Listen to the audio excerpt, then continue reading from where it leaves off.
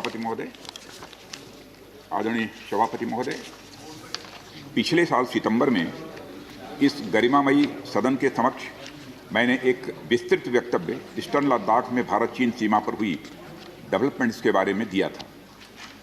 मैंने यह बताया था कि चीन द्वारा पिछले वर्ष अप्रैल मई 2020 के दौरान ईस्टर्न लद्दाख की सीमा के समीप भारी संख्या में शस्त्र बल तथा गोला बारूद आदि इकट्ठा कर लिया गया था। चीन द्वारा येलेसी के आसपास कई बार ट्रांसग्रेशन का भी प्रयास किया गया था। हमारी सशस्त्र सेनाओं ने उन सभी प्रयासों के दृष्टिगत उपयुक्त जवाबी कार्रवाई की थी। राष्ट्र के साथ इस सदन ने भी उन वीर भारतीय सैनिकों को श्रद्धांजलि दी थी जिन्होंने भारत की सीमा की रक्षा करते हुए अपना बलिदान दिया था। आज मैं इस सदन को कुछ और महत्वपूर्ण डेवलपमेंट्स के बारे में बताना चाहता हूं। सभापति महोदय, पिछले वर्ष सितंबर से दोनों पक्षों ने एक दूसरे के साथ मिलिट्री और डिप्लोमेटिक चैनल्स द्वारा संवाद स्थापित कर रखा है। हमारा यह लक्ष्य है कि येलेसी पर डिसएंगेजमेंट तथा यथास्थिति हो जाए ताकि पीस एंड ट्रैंक्विलिटी पुनः स्थापित हो सके। मैं संक्षेप में वहां की ग्राउंड सिचुएशन के बारे में सदन को दोबारा अवगत कराना चाहता हूं। सदन को ज्ञात है कि चीन ने अनधिकृत तरीके से लद्दाख केंद्र शासित प्रदेश के लगभग 38,000 वर्ग किलोमीटर पर 1962 के संघर्ष के समय से कब्जा बना लिया है। इसके अतिरिक्त पाकिस्तान ने अनधिकृत तरीके से पाक ऑक्युपाइड कश्मीर में भारत की लगभग 5,180 वर्ग किलोमीटर भूमि तथा कथित चीनो पाकिस्तान बाउंड्री एग्रीमेंट 1963 के तहत चीन को दे दिया है। इस प्रकार चीन का 43,000 वर्ग किलोमीटर से ज़्यादा भारतीय भूमि पर अनधिकृत कब्जा है। चीन पूर्वी क्षेत्रों में भी अरुणाचल प्रदेश की सीमा पर करीब 90,000 वर्ग किलोमीटर भूमि को अपना बताता है। भारत ने इन अनजस्टिफाइड क्लेम्स तथा अनधिकृत कब्जे को कभी भी स्वीकार नहीं किया है। सभापति महोदय, मैं सदन को यह भी बताना चाहता हूं कि भारत ने चीन को हमेशा यह कहा है कि बाइलेटरल रिलेशन दोनों पक्षों के प्रयास से ही विकसित हो सकते हैं। साथ साथ ही सीमा के प्रश्न को भी बातचीत के जरिए ही हल किया जा सकता है, परंतु येलेसी पर पीस एंड ट्रैंक्विलिटी में किसी प्रकार की प्रतिकूल स्थिति का हमारी बाइलेटरल टाइज पर बुरा असर पड़ता है। इससे चीन भी अच्छी तरह अवगत है। कई हाई लेवल ज्वाइंट स्टेटमेंट में भी यह जिक्र किया गया है कि येलेसी तथा सीमाओं पर पीस एंड ट्रैंक्विलिटी कायम रखना बाइलेटरल रिलेशन के लिए यह अत्यंत आवश्यक है। सभापति महोदय, पिछले वर्ष से चीन के द्वारा उठाए गए कदमों के कारण पीस एंड ट्रैंक्विलिटी पर प्रतिकूल असर पड़ा है। इसके फलस्वरूप चीन और भारत के संबंधों पर भी प्रभाव पड़ा है। उच्च स्तर पर चीन के साथ कई बार बातचीत के दौरान, जिसमें मेरे द्वारा चीनी रक्षा मंत्री के साथ पिछले सितंबर की बैठक और मेरे सहयोगी विदेश मंत्री श्री जयशंकर जी की चीनी विदेश मंत्री के साथ तथा हमारे एनएसए श्री अजीत जी डोभाल की अपने चीनी काउंटर पार्ट के साथ बातचीत शामिल है। हमने यह स्पष्ट कर दिया है सभापति महोदय कि यह अत्यंत आवश्यक है कि येलेसी के सभी फ्रिक्शन पॉइंट पर डिसएंगेजमेंट किया जाए ताकि पीस एंड ट्रैंक्विलिटी पुनः स्थापित हो सके।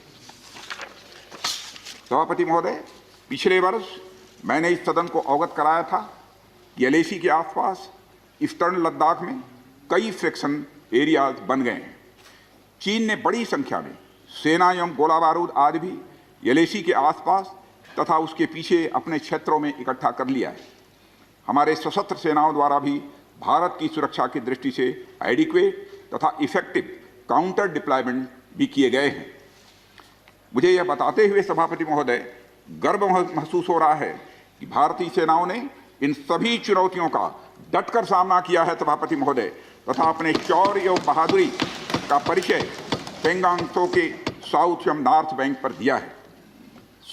सामरिक दृष्टि से महत्वपूर्ण कई क्षेत्रों को चिन्हित कर हमारी सेनाएं कई पहाड़ियों के ऊपर तथा हमारे दृष्टिकोण से उपयुक्त अन्य क्षेत्रों पर भी मौजूद हैं।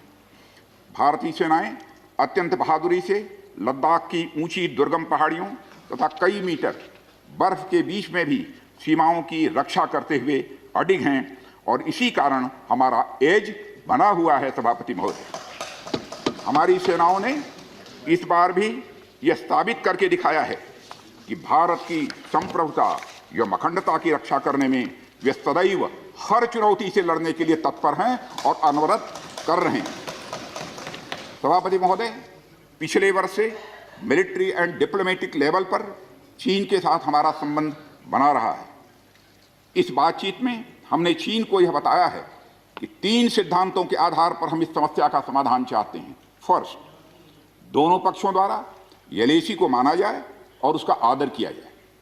दूसरा, किसी भी पक्ष द्वारा यूनिलेटरली स्टेटस को बदलने का प्रयास न किया जाए। तीसरा, सभी समझौतों का दोनों पक्षों द्वारा पूर्ण रूप से पालन किया जाए। सभापति महोदय, फ्रिक्शन क्षेत्रों में डिसएंगेजमेंट के लिए भारत का यह मत है कि 2020 की फॉरवर्ड डिप्लॉयमेंट जो एक दूसरे के बहुत नज़दीक हैं वे दूर हो जाएं और दोनों सेनाएं वापस अपनी अपनी स्थायी या मान्य चौकियों पर वापस लौट जाएं।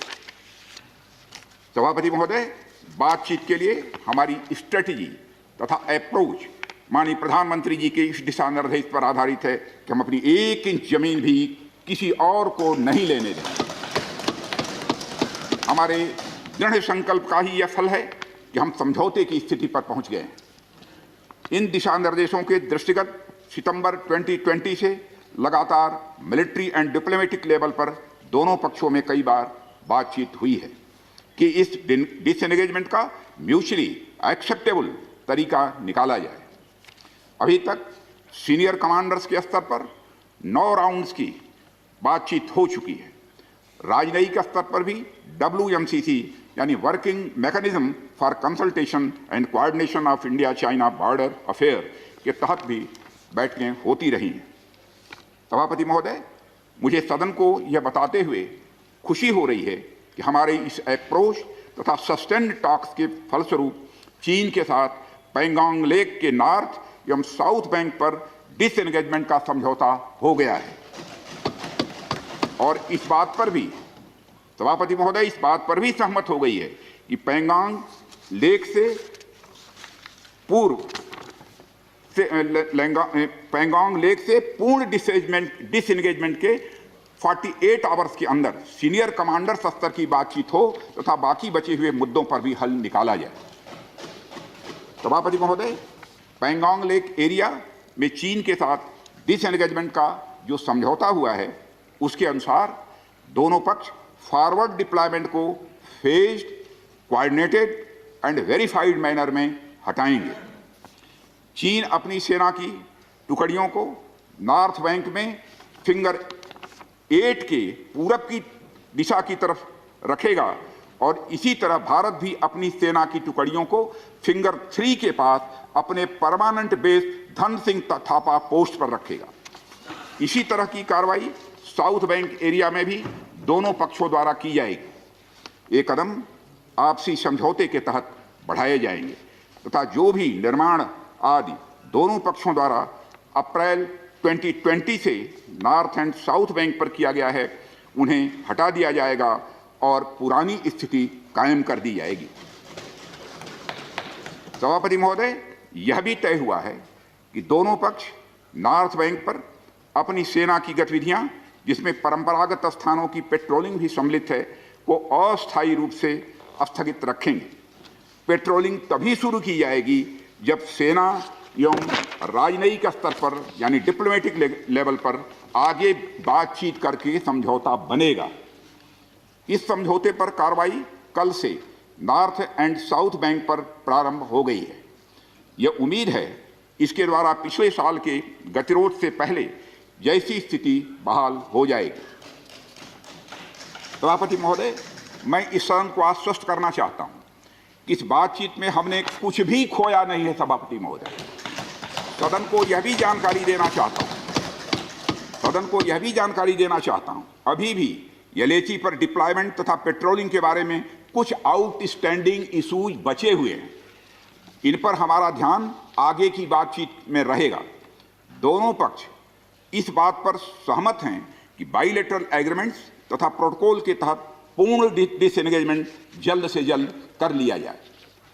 अब तक की बातचीत के बाद चीन भी देश की संप्रभुता की रक्षा के हमारे संकल्प से पूरी तरह और अच्छी तरह अवगत है। हमारी यह भी अपेक्षा है कि चीन द्वारा हमारे साथ मिलकर बचे हुए मुद्दों को हल करने का पूरी गंभीरता के साथ प्रयास किया जाएगा। सभापति महोदय, मैं इस सदन से आग्रह करना चाहता हूं कि मेरे साथ संपूर्ण सदन हमारी आर्म्ड फोर्सेस की इस विषम एवं भीषण बर्फबारी की परिस्थितियों में भी शौर्य और वीरता के प्रदर्शन की भूरी भूरी प्रशंसा करे। और सभापति महोदय, मैं ये कहना चाहता हूं कि जिन शहीदों के शौर्य और पराक्रम की नींव पर यह डिसएंगेजमेंट आधारित है, उन्हें देश सदैव याद रखेगा। सभापति महोदय, मैं इस बात से भी पूरी तरह से आश्वस्त हूं कि यह पूरा सदन, चाहे कोई किसी भी दल का क्यों न हो, देश की संप्रभुता, एकता और अखंडता और सुरक्षा के प्रश्न पर एक साथ खड़ा है और एक स्वर से समर्थन करता है कि यह संदेश केवल भारत की सीमा तक ही सीमित नहीं रहेगा, बल्कि पूरे विश्व को जाएगा। सभापति महोदय, यह बात मैं विश्वास के साथ कह सकता हूं। धन्यवाद सभापति महोदय। जय हिंद। धन्यवाद। Thank you defence minister.